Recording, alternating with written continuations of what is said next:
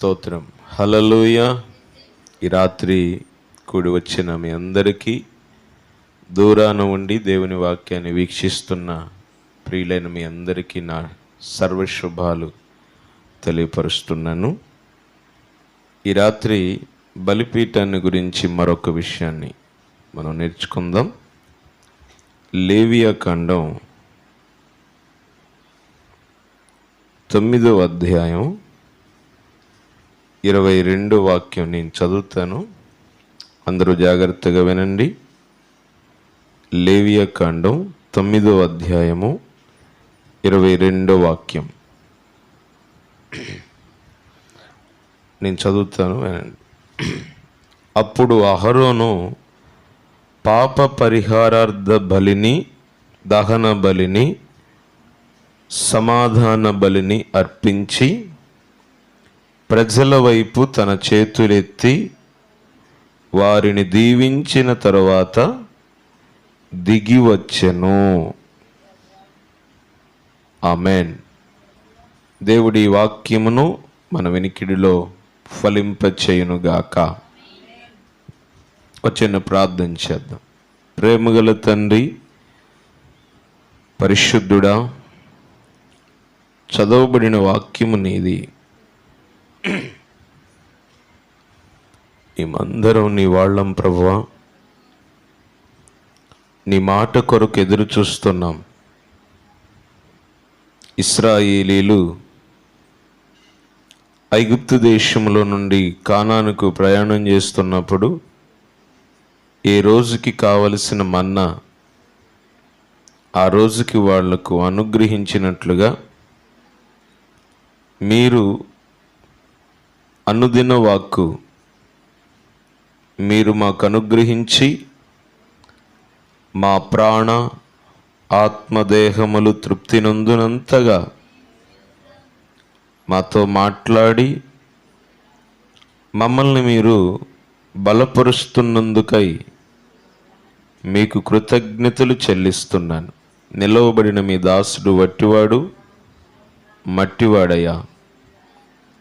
మొదటిగా నాతో, తర్వాత వినుచున్న బిడ్డలతో మీరే మాట్లాడి మహిమ, ఘనత, ప్రభావములు మీరు పొందుకొనమని యేసునాథుని పేరట ప్రార్థించి వేడుకుంటున్నాను తండ్రి. ఆమెన్. ఆమెన్. అందరం చక్కగా కూర్చుందాం. ఇక్కడ చదవబడిన వాక్య భాగం లేవియాకాండం 9వ అధ్యాయము 22వ వాక్యములో అహరోను యాజకుడైనటువంటి అహరోను పాప పరిహారార్థ బలిని, దహన బలిని, సమాధాన బలిని అర్పించి ప్రజల వైపు తన చేతులెత్తి వారిని దీవించిన తర్వాత దిగి వచ్చెను. అందరి మాట చెప్పండి. దిగి వచ్చెను. దిగి వచ్చెను. ఈ మాటకున్న ఆత్మీయ అర్థం ఏంటంటే, అక్షరార్థంగా మనం ఆలోచన చేస్తే అప్పటి వరకు అహరోను ఎక్కడున్నాడు? కొంచెం మీరు సమాధానం చెప్పాలి. మీరు రిప్లై ఇస్తేనే మీకు సప్లై అందిద్ది. అప్పటి వరకు అహరోను ఎక్కడున్నాడు?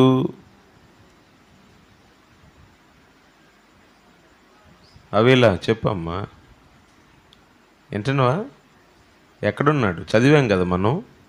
దిగి వచ్చెను. అప్పటి వరకు అహరోను ఎక్కడున్నాడు? మీకు క్లూ ఇచ్చిన చెప్పకపోతే అట్ట. రైట్. అప్పటి వరకు ఎక్కడున్నాడు? బలులు ఎక్కడ అర్పిస్తారమ్మా? అక్కడ 3 బలులు అర్పించినట్లుగా చూస్తున్నాం. నెంబర్ 1 దహన బలి, పాప పరిహారార్థ బలి, సమాధాన బలి అర్పించి.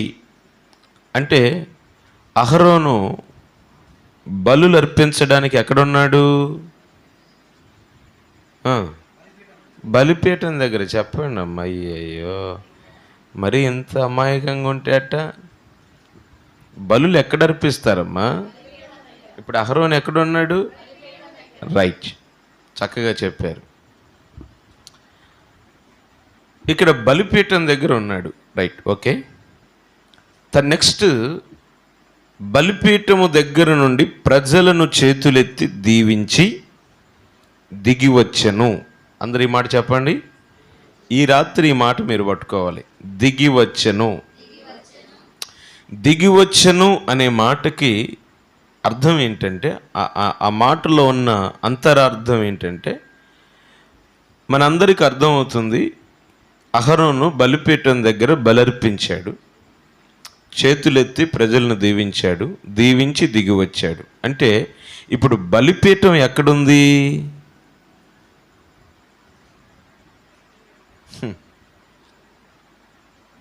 మీకు అట్టిపండు ఒలిసి నోట్లో పెట్టినట్టుగా చెప్పినా మీరు అర్థం చేసుకోవట్లేదు. బలిపీఠం ఎక్కడుందమ్మా? నేను అందుకనే దిగి వచ్చాను దిగి వచ్చాను దిగి వచ్చాను అంటున్నాను. దేవునికి స్తోత్రం. రైట్, మరలా అడుగుతున్నాను, బలిపీఠం ఎక్కడుంది ఇప్పుడు? దేవునికి స్తోత్రం కలుగునుగాక. ప్రభువా వీళ్ళకి కృప కలుగునుగాక నాయన. దిగి వచ్చను అంటే బలిపీఠం ఎక్కడుందంటే ఒక ఎత్తైన స్థలంలో ఉంది. ఇప్పుడు దిగి రావటం అంటే ఎక్కడి నుంచి దిగి వస్తారు? పైనుండి కిందకి దిగి వస్తాడు. మనకి క్లారిటీగా అర్థమవుతుంది. అహరోను బలిపీఠం దగ్గర ఉన్నారు. ఓకే, బలులు అర్పించాడు, ప్రజలను చేతులెత్తి దీవించాడు, దీవించి దిగొచ్చాడు. అంటే అప్పటి వరకు ఏ స్థలంలో ఉన్నాడు? బలిపీఠం దగ్గర ఉన్నాడు. అంటే బలిపీఠం ఎక్కడుంది? ఎత్తైన స్థలంలో ఉంది. Praise the Lord. దిగి వచ్చెను అనే మాటను ఆధారం చేసుకొని ప్రత్యక్షపు గుడారంలో ఆవరణంలో బలిపీఠం ఒక ఎత్తైన స్థలములో ఉంచబడింది, ఒక ఉన్నతమైన స్థలములో ఉంచబడింది. ఎత్తైనటువంటి అనుభవం, ఉన్నతమైనటువంటి అనుభవం. బలిపీఠం ఉంచబడిన స్థలం ఎత్తైన స్థలం. చెప్పండి, ఎత్తైన స్థలం అని నేను ఎందుకు అంటున్నానంటే, ఆ స్థలంలో నుండి బలులు అర్పించి అహరోను ప్రజలను దీవించి దిగి వచ్చాడు. అంటే బలిపీఠం ఎత్తైనటువంటి స్థలములో ఉంది. ఈ బలిపీఠం ఆత్మీయంగా మనం ఆలోచన చేస్తే దేనికి సూచనగా ఉంది అంటే సిలువకు సూచనగా ఉంది. చెప్పండి, సిలువకు సూచనగా ఉంది. మనం ఆలోచన చేద్దాం. యేసుక్రీస్తు ప్రభుల వారు సిలువ మ్రాణు పైన మరణించాడు. ఆయనను సిలువ వేసిన స్థలం ఏ స్థలం? గొల్గోతా కొండ. అంటే కొండ ఏ కొండైనా ఎత్తైన స్థలంలో ఉంటుంది. ఇప్పుడు యేసు ప్రభు వారిని సిలువ వేసినటువంటి ఆ స్థలం ఒక ఎత్తైన స్థలములోనికి ఎక్కించి ఆ స్థలములో సిలువ మ్రాణు పైన యేసుక్రీస్తు ప్రభుల వారిని బలిగా అర్పించారు. దేవునికి స్తోత్రం. పాత నిబంధన కాలంలో ప్రత్యక్షపు గుడారంలో బలి జరిగేటువంటి బలిపీఠం, వధ జరిగేటువంటి స్థలం బలిపీఠం ఎత్తైన స్థలంలో ఉండినట్లుగా లోక మానవాళి కొరకు సమస్త లోకములో ఉన్న మనుషులందరి పాప పరిహారార్థమై వధించబడినటువంటి ప్రభువైన యేసుక్రీస్తు వారు బలిగా సమర్పించబడిన, బలిగా అర్పించబడిన స్థలం ఎత్తైనటువంటి స్థలం. ఆయనను సిలువ వేసిన స్థలం ఎత్తైన స్థలం. ఇక్కడ సిలువ దేనికి సూచనగా ఉంది అంటే బలిపీఠానికి సూచనగా ఉంది. బలిపీఠం దేనికి సూచనగా ఉంది అంటే సిలువకు సూచనగా ఉంది. అందుకనే భక్తుడు అంటాడు, సిలువదారి నా బలిపీఠమా నీ రక్తపు కోట నాకు నివాసమా, సిలువదారి నా బలిపీఠమా, నీ రక్తపు కోట నాకు నివాసమా. సిలువధారి అయిన యేసుక్రీస్తు వారు బలిపీఠముగా ఉంటున్నాడు. ఈ బలిపీఠం ఏ స్థలములో ఉంది అంటే ఎత్తైన స్థలంలో ఉంది. దేవునికి స్తోత్రం. ఇంతవరకు అర్థమైంది అన్నోళ్ళు ఒకసారి స్తోత్రం చెప్పండి. రైట్. ఈ బలిపీఠం ఎవరు? యేసుక్రీస్తు వారు. బలిపీఠం ఎక్కడుంది? ఎత్తైన స్థలములో ఉంది. బలిపీఠం ఎత్తైన స్థలములో ఉన్నట్టుగా బలిపీఠమునకు సూచనగా ఉన్న యేసు ప్రభుల వారు కూడా ఎక్కడున్నాడు? ఎత్తైన స్థలములో ఉన్నాడు. ఆయన ఒక ఉన్నతమైన అనుభవంలో ఉన్నాడు. అందుకనే బైబిల్ అంటుంది, ఆయన అన్ని నామముల కంటే పైనున్న నామము కలిగినటువంటి వాడు. స్తోత్రం. అన్ని నామముల కంటే పైనామము కలిగినటువంటి వాడు. ఒక మాట చూడండి, పరిశుద్ధ బైబిల్ గ్రంథంలో ఫిలిప్పీలకు రాసిన పత్రిక, రండి దేవుని వాక్యాన్ని చదువుకుందాం. ఫిలిప్పీలకు రాసిన పత్రిక 2వ అధ్యాయము 9, 10, 11 వాక్యాలు. అందుచేత పరలోకమందున్న వారిలో కానీ, భూమి మీదనున్న వారిలో కానీ, భూమి క్రింద ఉన్న వారిలో కానీ ప్రతివాని మోకాలు యేసు నామమున వంగునట్లును, ప్రతివాని నాలుకయు తండ్రి అయిన దేవుని మహిమార్థమై యేసుక్రీస్తు ప్రభువు అని ఒప్పుకొనున్నట్లు దేవుడు ఆయనను అధికముగా హెచ్చించి ప్రతి నామమునకు పైనామమును ఆయనకు అనుగ్రహించెను. స్తోత్రం చెప్పండి. అందుకనే పాడబడతాం కదా, అన్ని నామముల కన్న పైనామము యేసుని నామము, ఎన్ని తరములకైనా కొనియాడదగినది క్రీస్తేసు నామము. మీరు అట్నే ఏనండి, చప్పట్లు కూడా కొట్టమాకండి. దేవునికి స్తోత్రం. మీరు గమనించండి, క్రైస్తవ సంగీతం బాగా వినండి. క్రైస్తవ సంగీతం అనేది కాలక్షేపం కోసం చేసేది కాదు. మరలా చెప్తున్నాను, బాగా వినండి. క్రైస్తవ సంగీతం అనేది కాలక్షేపం కోసం చేసేది కాదు, క్రీస్తును ఆరాధించడానికి చేసేది. ఆమెన్. అందుకనే ఎక్కడ ఏ కూటములో కూడుకున్న, ఎక్కడ పాట పాడినా ఆ పాట ద్వారా మనం హృదయ లోతుల్లో నుండి ఏం చేయాలంటే క్రీస్తును ఆరాధించాలి. హల్లెలూయా, హల్లెలూయా. క్రైస్తవ సంగీతం కచేరీ కాదు, క్రైస్తవ సంగీతం కాలక్షేపం కోసం కాదు, క్రైస్తవ సంగీతం క్రీస్తును ఆరాధించడానికి మాత్రమే. ఆమెన్. అందుకనే ఎవరు పాట పాడినా రాగం బాగలేకపోయినా, శృతి లేకపోయినా, తాళం లేకపోయినా ఆ పాట ద్వారా అందరం క్రీస్తును మహిమపరిచేవారిగా ఉండాలి. దేవునికి స్తోత్రం. హల్లెలూయా. నాలాగా పాట పాడేటప్పుడు చప్పట్లు కలవకపోయినా, గొంతు బాగలేకపోయినా ఏం చేయాలి? వాళ్ళతో కలిసి క్రీస్తుని ఆరాధించాలి.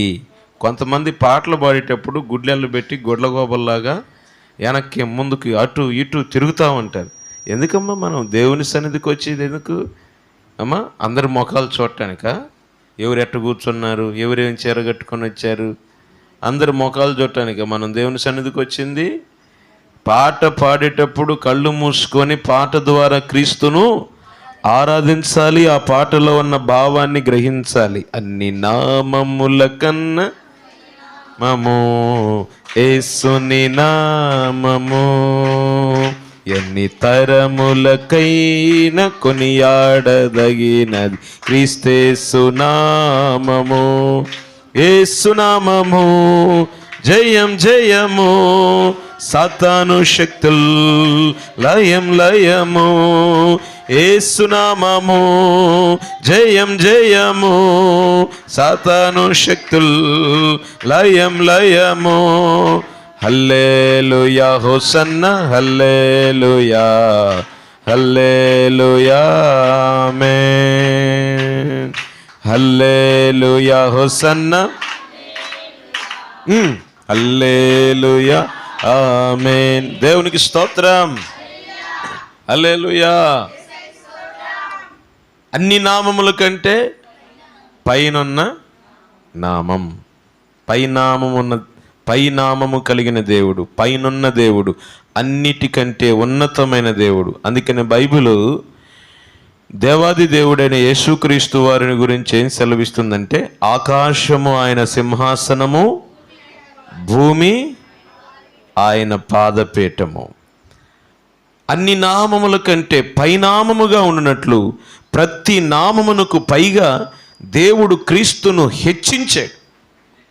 ఆయన ఉన్నతమైనటువంటి దేవుడు. ఆయన అందరికంటే, అన్ని నామముల కంటే పైనున్నటువంటి నామం. ఆయన ఉన్నతుడైన దేవుడు మాత్రమే కాదు, చివరికి ఆయనను బలిగా అర్పించిన స్థలము కూడా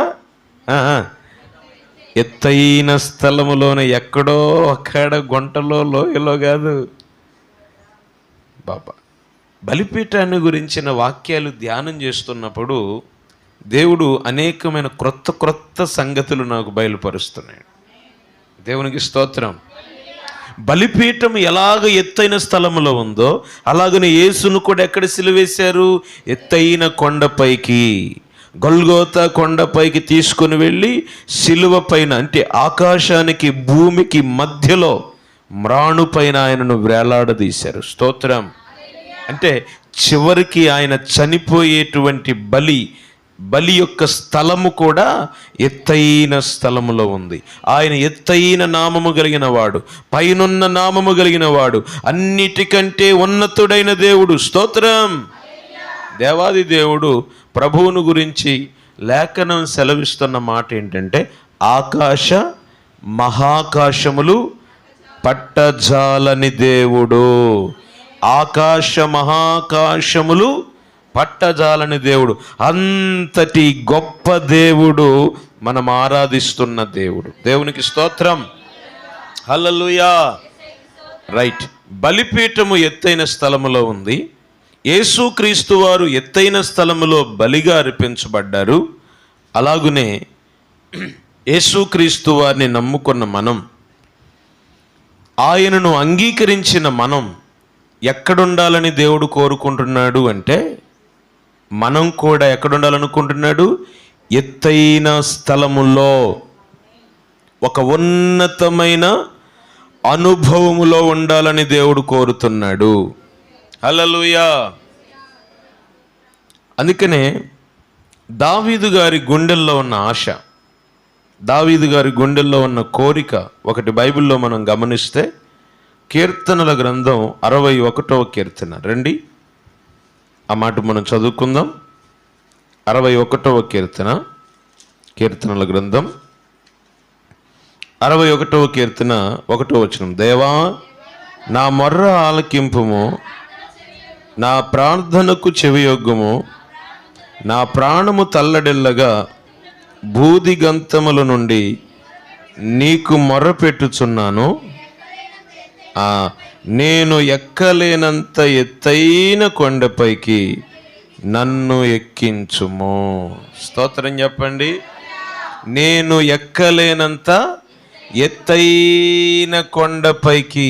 భక్తుడైనటువంటి దావీదు గారి గుండెల్లో ఉన్న ఆశ, దావీదు గారి గుండెల్లో ఉన్న కోరిక, దేవా ప్రత్యక్షపు గుడారములో బలిపీఠం ఎత్తైన స్థలములో ఉన్నట్టుగా, ఆకాశ మహాకాశములు పట్టజాలని దేవుడువుగా, నీవు ఎంత అత్యున్నతుడువుగా ఉన్నావో, నువ్వు అన్ని నామముల కంటే పైనున్న నామము కలిగిన దేవుడు అయి ఉన్నలాగున, ఇదిగో నా బ్రతుకు జీవితంలో నేను లోతైన అనుభవాల్లో ఉండకూడదు, నేను క్రింద స్థాయిలో ఉండకూడదు.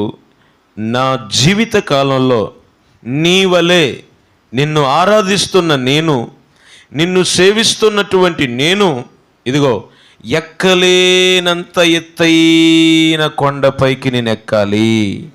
దేవునికి స్తోత్రం. హల్లెలూయా. ఏ కొండది? ఎక్కలేనంత ఎత్తైన కొండ. అమ్మా, ఏ కొండది? కొంచెం గట్టిగా చెప్పండి, వినపడట్లేదు. గొల్గోతా కొండ. దేవునికి స్తోత్రం. గొల్గోతా కొండ యేసుక్రీస్తు వారు బలి అయిన స్థలం. ఓకే, కానీ ఇక్కడ దావీదు గారు ఎక్కించమన్న కొండ ఏ కొండ అని మనం గమనిస్తే, కొంచెం ఒక చిన్న మాట వాక్యపు లోతుల్లోకి మిమ్మల్ని తీసుకెళ్తాను. రండి. 15వ కీర్తన 1వ వచనం. యెహోవా నీ గుడారములో అతిథిగా ఉండదగిన వాడెవడు? నీ పరిశుద్ధ పర్వతం మీద నివసింపదగిన వాడెవడు? హల్లెలూయా. పరిశుద్ధ పర్వతం, ఎత్తైన కొండ, ఇది దేవుని యొక్క పరిశుద్ధ పర్వతం. ఏంటి ఈ పర్వతం అంటే, లేఖనాలు సెలవిస్తున్నాయి, ఈ కొండ, ఈ ఎత్తైన కొండ ఏ కొండ అంటే సియోను కొండ. చెప్పండి, సియోను కొండ. ఈ సియోను కొండకున్న ప్రత్యేకత ఏంటంటే, ఈ కొండ మీద ప్రభువు నివసించేటువంటి స్థలం. ఇది ప్రభు యొక్క గుడారం ఉన్న స్థలం. ఇది దేవుని యొక్క పరిశుద్ధ పర్వతం, పరిశుద్ధ స్థలం, పరిశుద్ధమైన కొండ. దావీదు గారు ఎత్తైన కొండపైకి, అంటే నేను ఎక్కలేనంత ఎత్తైన కొండపైకి నన్ను ఎక్కించయ్యా. నేను కింద అనుభవాల్లో ఉండకూడదు, నేను లోతైన స్థలాల్లో ఉండకూడదు, నేను కింద స్థాయిలో ఉండకూడదు. నువ్వు ఎలాగైతే పైనున్న స్థాయిలో ఉన్నావో, నువ్వు ఎలాగైతే ఉన్నతుడుగా ఉన్నావో, నీ బలిపీఠం ప్రత్యక్ష గుడారములో ఎలాగైతే ఎత్తైన స్థలములో ఉందో, నన్ను కూడా ఎత్తైన కొండపైకి ఎక్కించు. హల్లెలూయా. బిడ్లారా, ప్రతి విశ్వాసి గుండెల్లో ఉండాల్సిన కోరిక, హృదయంలో ఉండాల్సిన ఆశ ఏంటో తెలుసా? నేను ఎత్తైన కొండపైకి ఎక్కాలి.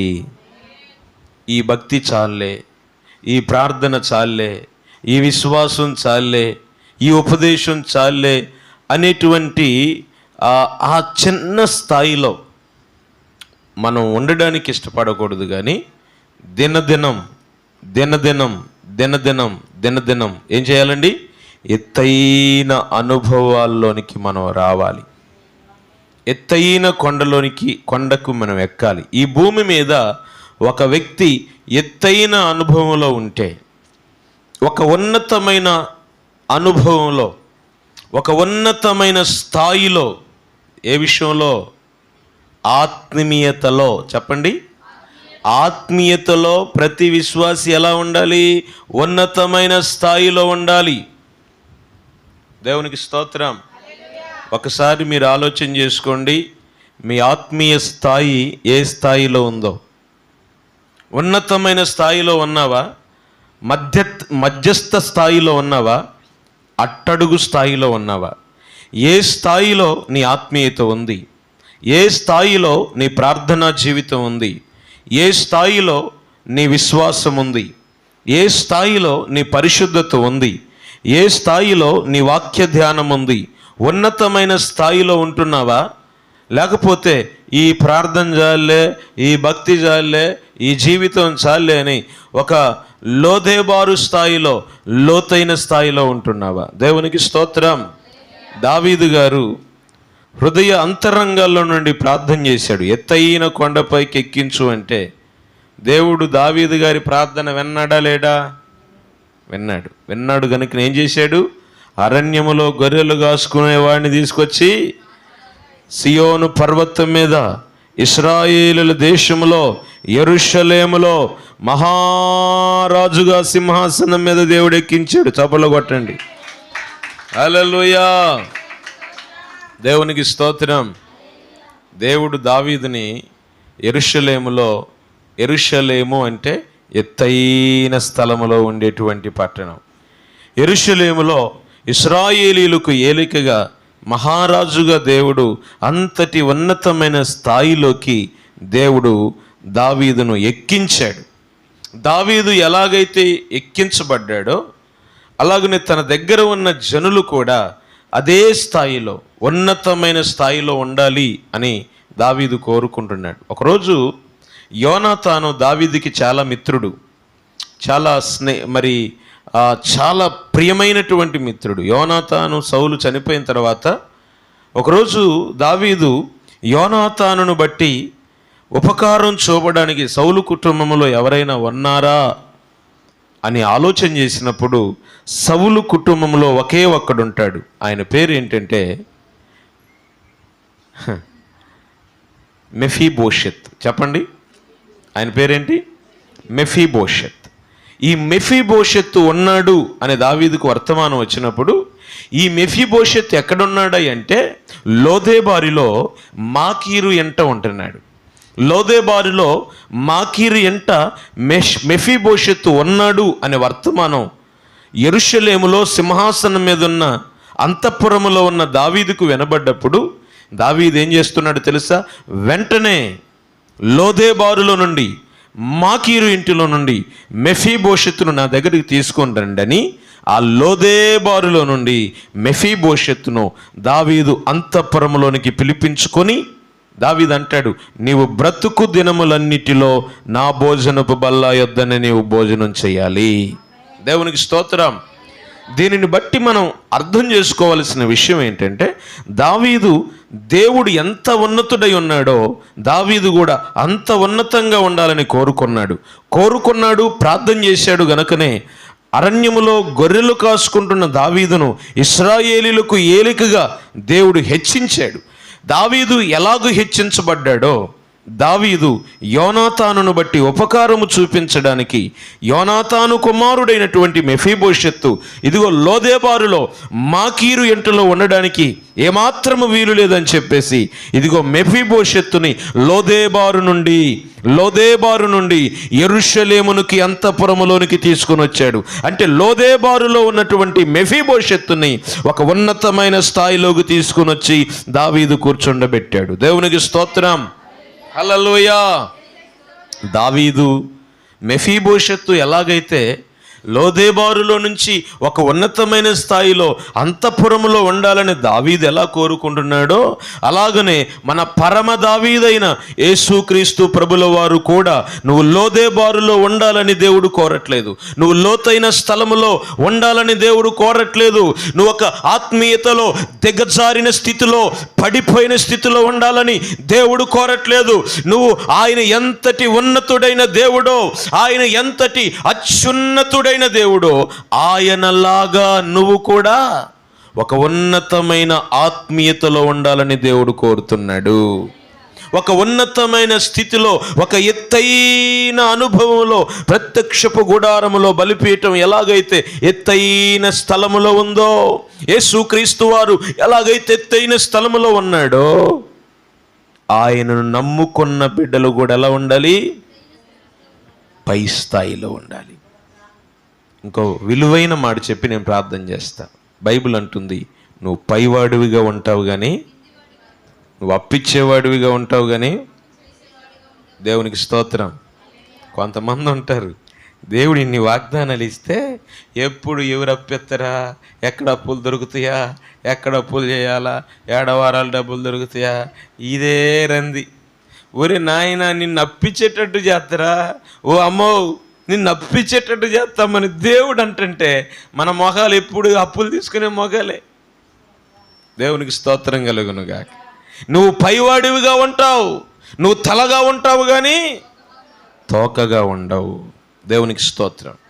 నేను మిమ్మల్ని ముగింపులోకి తీసుకొని వస్తున్నాను, జాగ్రత్తగా వినండి. ఈ ఎత్తైన అనుభవంలోనికి ఒక వ్యక్తి ఆత్మీయ స్థితిలో కానీ ఆర్థిక స్థితిలో కానీ ఒక ఎత్తైన అనుభవంలోనికి రావాలంటే ఆ వ్యక్తి జీవితంలో ఉండాల్సిన ఒక ఉన్నతమైన పరిశుద్ధ పర్వతం అనుభవంలోకి రావాలి అంటే ఆ వ్యక్తి జీవితంలో ఉండాల్సిన శ్రేష్టమైన కొన్ని అనుభవాలు ఎక్కువగా వివరించను, ఎక్కువగా ఎక్స్ప్లెయిన్ చేయను, కానీ అవుట్లైన్స్ మీకు జ్ఞాపకం చేస్తాను. రండి. ఇందాక మనం చదివిన 15వ కీర్తనలో మనం చూస్తే, యెహోవా నీ గుడారములో అతిథిగా ఉండదగిన వాడెవడు, నీ పరిశుద్ధ పర్వతం మీద నివసింపదగిన వాడెవడు. ఇక్కడ 2 ప్రశ్నలు వేస్తున్నాడు. ఎవరు దేవుడున్న స్థాయిలో ఉండదగిన వాళ్ళెవరు? ప్రత్యక్షపు గుడారములో బలిపీఠం ఎత్తైన స్థలములో ఉండినట్లు, యేసుక్రీస్తు వారు ఉన్నతుడుగా ఉండినట్టు, దావీదు ప్రార్థన చేసి అరణ్యములో గొర్రెలు కాసుకునేటువంటి వాడు ఇశ్రాయేలులకు ఏలికగా మారినట్టు, లోదెబారులో ఉన్నటువంటి మెఫీబోషెత్తు అంతఃపురములో రాజు బల్ల దగ్గర భోజనం చేసినట్టు, ఒక వ్యక్తి తన యొక్క జీవితంలో ఆర్థికంగా కానీ ఆత్మీయంగా కానీ అన్ని విషయములలో వర్ధిల్లాలి అంటే, ఒక ఉన్నతమైన స్థాయిలోనికి చేరాలంటే ఆ వ్యక్తి జీవితంలో ఉండాల్సిన మొదటి అనుభవం యథార్థమైన ప్రవర్తన. చెప్పండి. దేవా నన్నెక్కించు, దేవా నన్నెక్కించు, దేవా నన్నెక్కించు అంటే ఎక్కుతావా?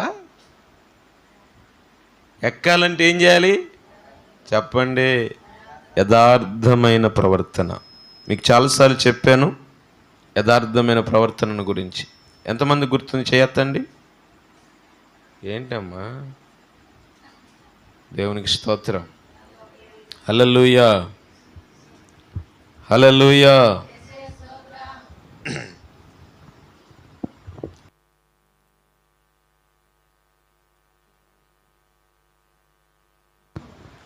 దేవునికి స్తోత్రం. అట్టుంది మీ పరిస్థితి. దానికి మతిమరుపు ఎక్కువ. దానికి ఏంటండి? ఎన్నిసార్లు చెప్పాలమ్మా యథార్థత గురించి మీకు? అయ్య బాబా, చెప్పండి అమ్మా, చెయ్యొత్తారు. యథార్థత అంటే ఏంటమ్మా? Right, okay, right. మీరు చాలా థియాలజీలోకి వెళ్తున్నారు. నేను ఒక మాటతో చెప్తాను. యథార్థత అంటే ఎప్పుడు ఒకే రీతిగా బ్రతికేవాడిని యథార్థవంతుడు అంటారు. సింపుల్. యథార్థత అంటే ఏంటి? డబ్బులు ఉన్నప్పుడు ఒక రీతిగా, డబ్బులు లేనప్పుడు ఒక రీతిగా, పొద్దున పూట ఒక రీతిగా, రాత్రి ఒక రీతిగా, అమ్మా సంతోషం వచ్చినప్పుడు ఒక రీతిగా, కష్టం వచ్చినప్పుడు ఒక రీతిగా ఉండేవాడిని యథార్థవంతుడు అనరు. యథార్థత అంటే ఏంటంటే, యోబు జీవితంలో ద బెస్ట్ ఎగ్జాంపుల్ యోబు అన్నీ ఉన్నప్పుడు ఎలా సేవించాడో, సర్వము కోల్పోయిన, శరీరం కుళ్ళిపోయిన, అన్నీ ఉన్నప్పుడు ఎలా ప్రార్థన చేశాడో, అన్నీ పోయినా కానీ అదే రేంజ్లో ప్రార్థన చేస్తున్నాడు. స్తోత్రం చెప్పండి. ఇది యథార్థత అంటే. ఇంకో మాట చెప్తాను. దానియేలు ఏ శిక్షా విధి లేనప్పుడు దినమునకు ముమ్మారు ప్రార్థన చేశాడు. ప్రార్థన చేసేవారిని సింహాల బోనులో పడేస్తారు అనే ఆజ్ఞ జారీ అయింది. ప్రార్థన చేస్తే ఎక్కడ పడేస్తారండి? సింహాల బోనులో పడేస్తారు అనే ఆజ్ఞ జారీ అయింది. ఆ ఆజ్ఞ దానియేలు విన్నాడు.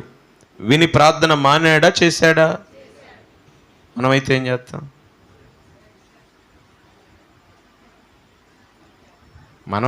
చేస్తాం? మీరు చర్చికి పోతే మిమ్మల్ని సింహాల బోన్లు వేస్తాం. అంతెందుకండి, మీరు కనుక చర్చికి పోతే మీ రేషన్ కార్డు క్యాన్సిల్ చేస్తాం.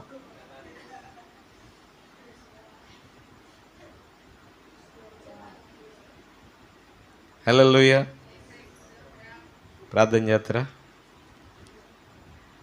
నేననే మాట, అన్నీ బాగున్నప్పుడు నువ్వు ఎలా ప్రార్థన చేస్తున్నావో, నీకు శ్రమ రాబోతుంది, నీకు శిక్ష రాబోతుంది అని తెలిసిన దానియేలు సింహాల బోనులో పడేస్తారు అని తెలిసిన యథాప్రకారంగా దినమునకు ముమ్మారు యెరూషలేము తట్టు కిటికీలు తెరిచి ప్రార్థన చేశాడు. స్తోత్రం. నేను నా ఆత్మీయ అనుభవాల్లో ఆలోచన చేస్తున్నప్పుడు, ఎందుకు దానియేలు సింహాల బోనులో పడేస్తారు అని తెలిసిన ప్రార్థన చేశాడు అంటే, పరిశుద్ధాత్మ దేవుడు నాకు చెప్పిన ఒక మాట ఏంటి తెలుసా? దానియేలు యొక్క అంతరంగం ఆయనకి బోధించిన విధానం ఒకటే. ఇప్పుడు నేను ప్రార్థించకుండా ఉంటే సింహాల బోన్లో నుంచి తప్పించబడతానేమో, కానీ నేను ఆత్మీయంగా చచ్చిన వాడను. ఆత్మీయంగా చచ్చిన స్థితిలో ఉండేదానికంటే దేవునికి ప్రార్థన చేసి సింహాల బోనులో పడవేయబడి చనిపోవటం నాకు మేలు. ఆమెన్. ఇదిగో ఈరోజు సింహాల బోనులో కాకపోతే ఏదో ఒక రోజు నేను చావవలసిన వాడినే. చచ్చిపోయిన తర్వాత దేవుని దృష్టిలో యథార్థతను కోల్పోయిన వాడిగా బతకటం కంటే ఇప్పుడు ప్రార్థన చేసి యథార్థవంతుని అనిపించుకొని ప్రార్థన చేసి చచ్చిపోవటం నాకు మేలు కదా అని భావించి ప్రార్థన చేసి చచ్చిపోవటానికనే ఇష్టపడ్డాడు, కానీ ప్రార్థన ఆపటానికి ఇష్టపడని దానియేలు. స్తోత్రం చెప్పండి. హల్లెలూయా. అందుకనే ప్రభు దృష్టికి దానియేలు ప్రియుడుగా కనపడ్డాడు, ఘనుడుగా కనపడ్డాడు. అందుకనే దేవుడే దానియేలు ఉన్న సింహాల బోనులు గుహలోనికి వచ్చి సింహాల నోళ్లను మూసి